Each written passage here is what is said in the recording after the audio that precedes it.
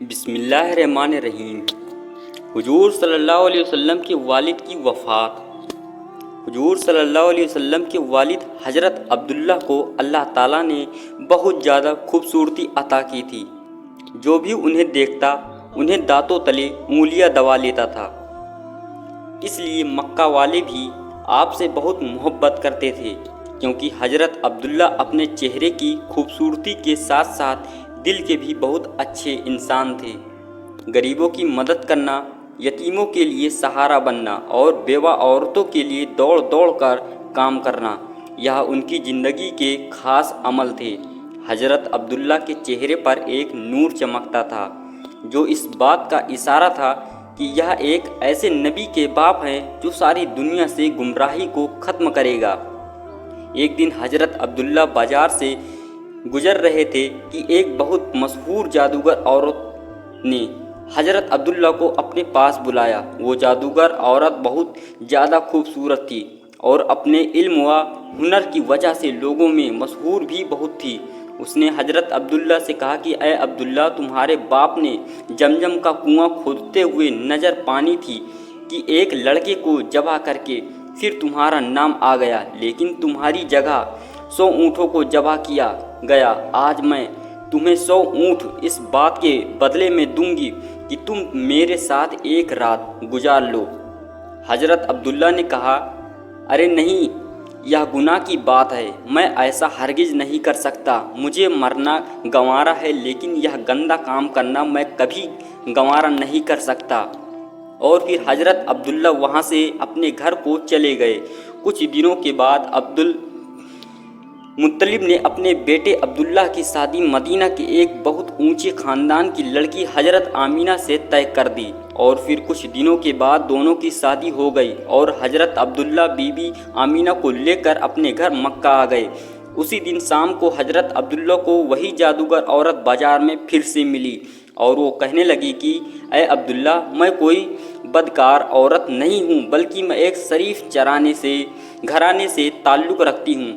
میں نے اس دن جو تم سے کہا تھا کہ میرے ساتھ ایک رات گزار لو، وہ صرف اس وجہ سے کہا تھا کہ میں نے تمہیں ماتھے پر آخری نبی کا نور دیکھا تھا۔ میں چاہتی تھی کہ وہ نور میرے پیٹ میں آ جائے اور میں اس نبی کی ماں بن جاؤں، لیکن تمہاری بی بی آمینہ اس میں بازی لے گئی۔ حضرت عبداللہ اپنی بی بی آمینہ سے بہت زیادہ محبت کرتے تھے۔ حضرت آمینہ بھی بہت زیادہ خوبصورت تھی۔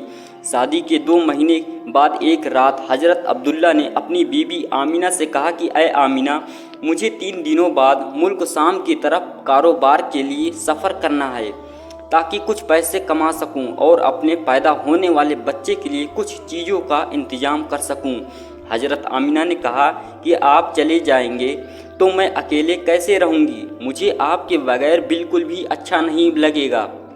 حضرت عبداللہ کہنے لگے کہ اے آمینہ، تم پریشان نہ ہونا، میں بہت جلد واپس آ جاؤں گا اور تمہارے لیے خوب اچھے تحفے لے کر آؤں گا۔ اور پھر 3 دنوں کے بعد حضرت عبداللہ نے اپنا سفر کا سامان تیار کیا اور اونٹ پر بیٹھ کر ملک شام کی طرف چل دیے۔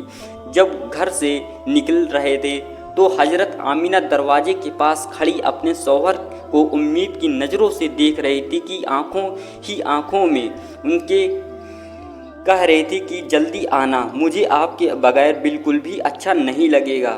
حضرت عبداللہ اونٹ چلتا جا رہا تھا اور حضرت آمینہ دروازے پر کھڑی اپنی محبت کو دور جاتا دیکھ رہی تھی۔ حضرت عبداللہ 10 لوگوں کے قافلوں کے ساتھ ملک شام کی طرف روانہ ہوئے۔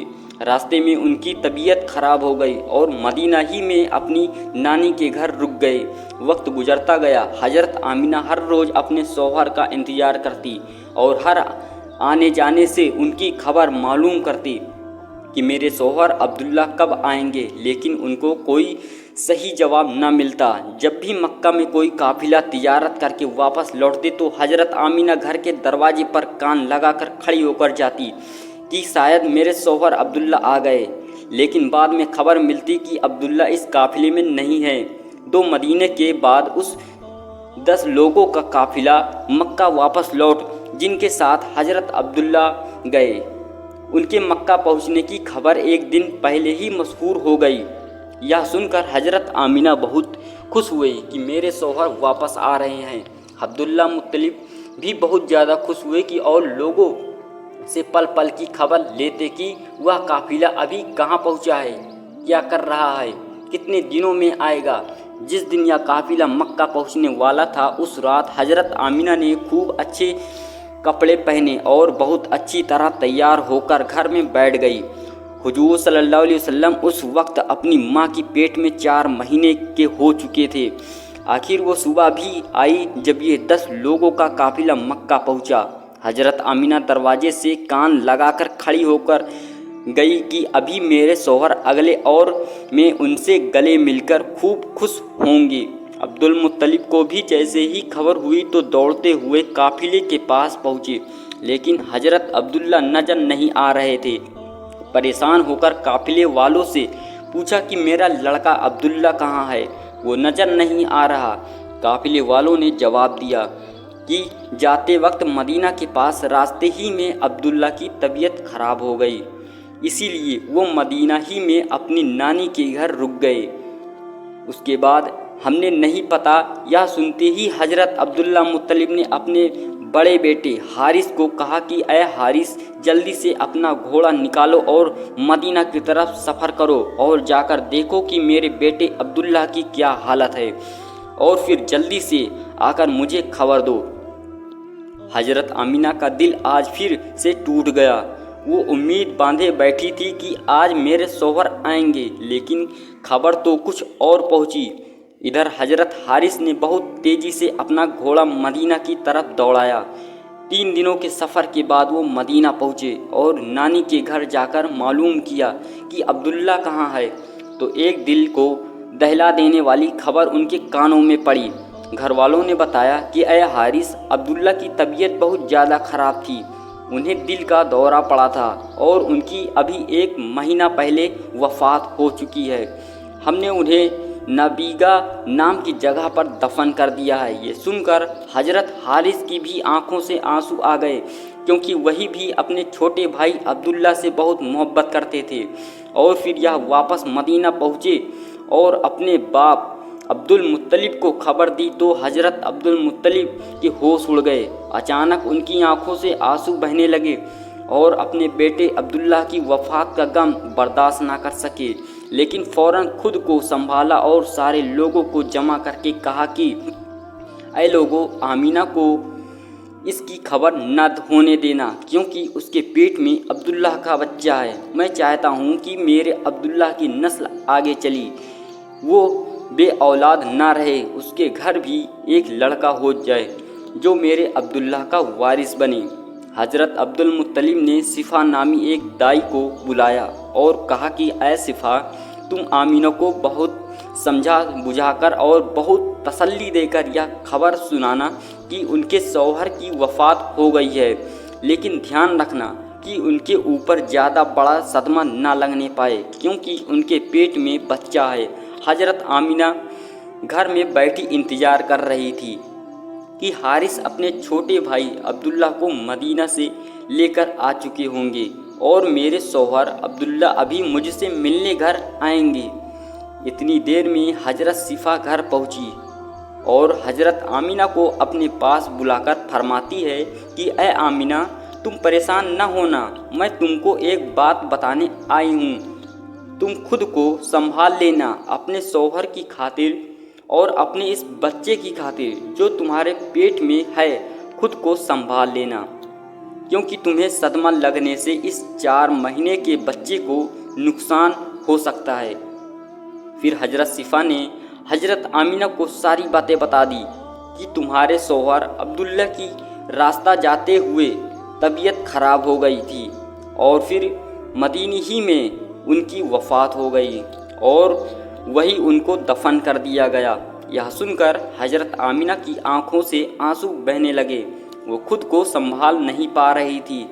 حضرت صفا نے ان کے سر پر ہاتھ پھیرتے ہوئے کہا کہ اے آمینہ، خود کو سنبھالو، تمہارے پیٹ میں عبداللہ کا بچہ ہے۔ حضرت آمینہ نے خود کو سنبھالا، لیکن ان کے اوپر اس بات کا ایسا غم ہوا کہ پھر وہ کسی سے مسکرا کر بات نہیں کرتی تھی، ہمیشہ خاموش رہتی۔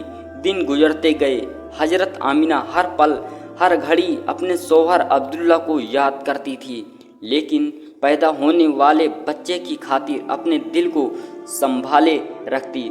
अब्दुल्ला मुत्तलिब और उनके सारे लड़के दिन रात यही उम्मीद लगाए रहते और अल्लाह से दुआ करते कि ऐ अल्लाह, मेरे अब्दुल्ला के लड़के को सही सलामत इस दुनिया में भेज देना ताकि अब्दुल्ला की नस्ल बाकी रह सके।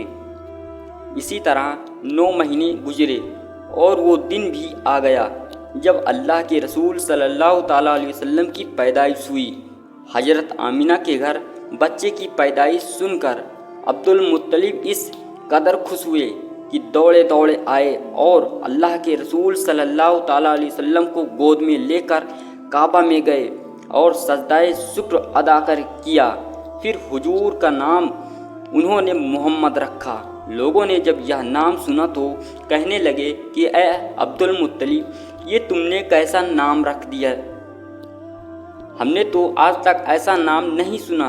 अब्दुल मुत्तलिब ने कहा कि ऐ लोगों, तुम्हें क्या पता कि मेरे इस पोते की दुनिया में इतनी तारीफ की जाएगी कि आज तक उतनी तारीफ किसी की ना की गई हो। हजरत अब्दुल्ला के बड़े भाई हुजूर सल्लल्लाहु अलैहि वसल्लम की पैदाइश पर बहुत ज़्यादा खुश हुए, यहाँ तक कि अबू लहब को जैसे ही उसकी नौकरानी ने आकर खुशखबरी सुनाई कि ऐ अबू लहब, मुझे भतीजा मुबारक हो, तो अबू लहब इतना ज़्यादा खुश हुआ कि उसने अपनी नौकरानी को कहा कि जा, आज से अपने भतीजे की पैदाइश की खुशी में मैंने तुझे आज़ाद कर दिया। दोस्तों, अगर वीडियो अच्छी लगे तो लाइक करें, चैनल को सब्सक्राइब जरूर करें। दोस्तों, आपको ऐसी सच्ची वाक़ियात आपको इसी चैनल पर मिलेगी। दोस्तों।